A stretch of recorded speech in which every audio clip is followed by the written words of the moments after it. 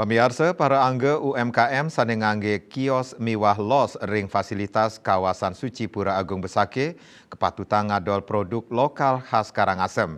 Indike inucap kebausang oleh Gubernur Bali Wayan Koster.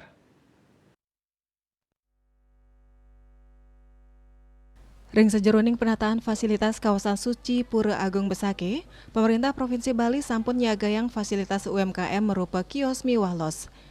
Kewentenan nyane kantos satak pitung dase kalih unit kios, miwah satu syeda sekutus unit los, sane begenah ringgo widangan bencingah miwah manik mas. Fasilitas UMKM inucap wanta side keanggen oleh krame sane medue jero wiaden warung sane keni wesanan langsung ring pewangunan fasilitas kawasan suci Pura Agung Besake. Para pedagang selanturnyane side ngangge kios miwah los antuk gratis. Pedagang wantah keni prebeo operasional miwah perawatan fasilitas, saha listrik turtoyo anuten akeh nyane ngangge ring soang-soang genah inucap. Gubernur Koster maosang ring genah los miwah kios punike para pedagang mangdane ngutamayang antuk ngadol produk lokal khas Kabupaten Karangasem, skadi kuliner, produk kerajinan, cenderamata, branding Besake, tanaman hias saha hasil pertanian.